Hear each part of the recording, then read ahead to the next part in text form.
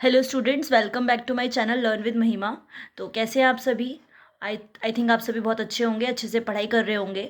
तो आज मैं आप सभी के लिए एक टॉपिक लेके आई हूँ, heat zones of the earth, जिसमें हम आपको हीट जोन्स के बारे में समझाएंगे, जिसमें बच्चों को काफ़ी ज़्यादा कई बार प्रॉब्लम रहती है। तो आज इस टॉपिक को आप समझ कर आपके माइंड में जितने भी इसके डाउट्स होंगे वो सारी चीज़ें क्लियर हो जाएंगी और आपको ये टॉपिक बहुत अच्छे से समझ में आ जाएगा।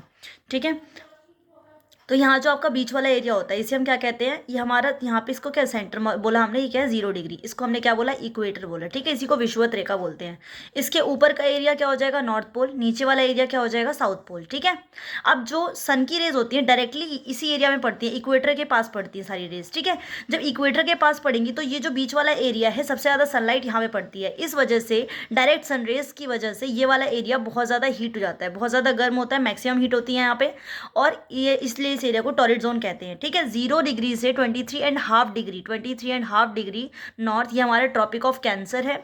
ठीक है। उसी तरह अगर हम नीचे देखें 0 डिग्री से 23.5 डिग्री साउथ, तो ये हमारा क्या है? ट्रॉपिक ऑफ कैप्रिकॉन है। तो ट्रॉपिक ऑफ कैंसर और ट्रॉपिक ऑफ कैप्रिकॉन ये पूरा एरिया जो है, ये एरिया में सबसे ज़्यादा हीट पाई जाती है। तो ये क्या है? मैक्सिमम हीट वाला एरिया होता है।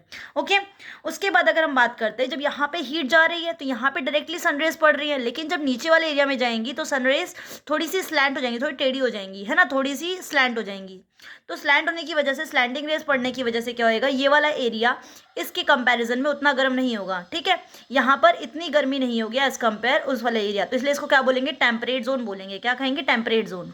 तो इस टेम्परेट जोन को भी हमने, ऊपर वाले एरिया को हमने नॉर्थ टेम्परेट जोन बोल दिया, नीचे वाले एरिया को हमने साउथ टेम्परेट जोन बोल दिया, जिससे कि आपको समझने में ईजिली समझ में आ जाए आपको कि ये क्या हो गया? साउथ टेम्परेट जोन, ये हो गया आपका नॉर्थ टेम्परेट जोन। ठीक है। जो ग्रीन वाला पार्ट करके दिखाया है वो आपका टेम्परेट जोन है। ठीक है। ना ज़्यादा गर्मी है और ना ज़्यादा ठंड है। ठीक है। और यहाँ पे आप टेम्परेट जोन के पास देखेंगे, आपको यहाँ दिख रहा है 66.5 डिग्री नॉर्थ, ये आर्कटिक सर्कल है। यहाँ पे जो लाइन आ रही है आपके, आर्कटिक सर्कल आ गई। और इसी तरह नीचे आप देखेंगे तो आपको 66.5 डिग्री अंटार्कटिक सर्कल। ठीक है, ये आपका अंटार्कटिक सर्कल आ गया। यहाँ से यहाँ तक आपका क्या हो गया? यहाँ पे आपका क्या है? ना ही ज़्यादा गर्मी है ना ही ज़्यादा ठंड है, नॉर्मल टेम्परेचर है। ठीक है, मॉडरेट टेम्परेचर है। और इस वाले में क्या था? आपका मैक्सिमम टेम्परेचर था, बहुत ज़्यादा गर्मी थी। ठीक है। इसके बाद हम देखते हैं, जब यहाँ हो जाता है तो इसके बाद जो नीचे वाला एरिया है, अब जब सन की रेज पड़ रही थी यहाँ पे मैक्सिमम सन की रेज आ रही थी, इस वजह से एरिया बहुत ज़्यादा ठंडा था, गर्म था। ठीक है, बहुत ज़्यादा हीट थी यहाँ। और इस वाले तक स्लैंट होती चली गई, तो ना ज़्यादा ठंड ना ज़्यादा गर्मी, नॉर्मल सा टेम्परेचर है, मॉडरेट टेम्परेचर है। लेकिन फिर अगर हम यहाँ बात करते हैं तो इस एरिया तक आते आते सन की रेज बहुत कम, या फिर मतलब बहुत कम पड़ेंगी या तो नहीं पड़ेंगी। तो इस एरिया को हम क्या बोलेंगे? सबसे ज़्यादा ठंडा होता है। तो इसलिए बोलते हैं कि इक्वेटर पे सबसे ज़्यादा गर्मी होती है और पोल्स पे सबसे ज़्यादा ठंड होती है। तो पोल वाले एरिया तक इतनी अच्छे सनरेज नहीं पड़ती हैं, सनरेज नहीं पहुँच पाती हैं, और ये एरिया बहुत ठंडा होता है, इसलिए इसका नाम क्या है? फ्रिजिड जोन है। ठीक है। आपका आर्कटिक सर्कल 66.5 डिग्री नॉर्थ से जो ऊपर वाला एरिया है, उसी तरह 66.5 डिग्री साउथ से जो नीचे वाला अंटार्कटिक सर्कल वाला एरिया है, इस एरिया में क्या होती है? सबसे ज़्यादा ठंड होती है। इसलिए इसको हम क्या बोलते हैं? फ्रिजिड जोन कहते हैं। क्या कहते हैं? Frigid zone. आपको यहाँ तक चीज़ें बहुत अच्छे समझ में आ गई होंगी। ठीक है। यहाँ पर क्या होती है? लीस्ट हीट होती है, सबसे कम हीट होती है। यहाँ पे स्लैंटिंग रेज होती है, यहाँ पे मैक्सिमम हीट होती है।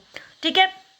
ये सारी चीज़ें थी आपकी frigid zone, north temperate zone, torrid zone, equator, south temperate zone, frigid zone. ठीक है। जो चीज़ें ऊपर हैं वही सेम चीज़ें नीचे यहाँ पाई जाएंगी, जो ऊपर है सेम नीचे पाई जाएंगी। ठीक है। North temperate zone, south temperate zone, frigid zone, दोनों का, नॉर्थ पोल का भी और साउथ पोल का भी, दोनों का फ्रिजिड जोन है। ठीक है, टॉरिड जोन। और इसको हम ट्रॉपिक ऑफ कैंसर, ये वाला जो लाइन है वो ट्रॉपिक ऑफ कैंसर है, ये वाली आपकी ट्रॉपिक ऑफ कैप्रिकॉर्न है। ठीक है। इस तरह से होता है। ये सारी चीज़ें हो गई। इसको थोड़ा सा हम इसके लिए अब थ्योरी पार्ट देख लेते हैं इसको समझने के लिए। तो टॉरिड जोन के बारे में बताया गया है, the mid day sun is exactly overhead at least once a year on all latitudes in between the Tropic of Cancer and the Tropic of Capricorn. ठीक है। तो जो मिड डे सन होता है वो साल में एक बार, कम से कम एक बार क्या होता है? बिल्कुल एकदम ओवरहेड होता है लैटिट्यूड्स पे। ठीक है, ट्रॉपिक ऑफ कैंसर और ट्रॉपिक ऑफ कैप्रिकॉर्न। तो area receives the maximum heat. तो ये वाला एरिया जो है बहुत ज़्यादा हीट रिसीव करता है, बहुत ज़्यादा मैक्सिमम हीट होती है, इसी वजह से इस एरिया में बहुत ज़्यादा गर्मी होती है, इसलिए इसका नाम क्या है? टॉरिड जोन रखा है इसका नाम। ठीक है। नेक्स्ट आपका इसी तरह टेम्परेट जोन है।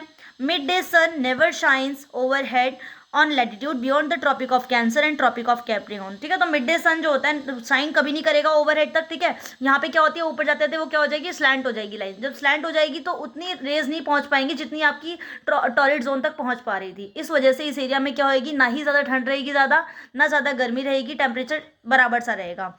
Angle of the sun rays goes on decreasing towards the pole. तो एंगल जो रहेगा सन रेज का वो डिक्रीज होता चला जाएगा ठीक है, पोल्स पर। This zone has moderate temperature, तो इस जोन का क्या होता है, मॉडरेट टेम्परेचर होता है। ठीक है, यहाँ पर टेम्परेचर क्या हो जाता है, मॉडरेट हो जाता है।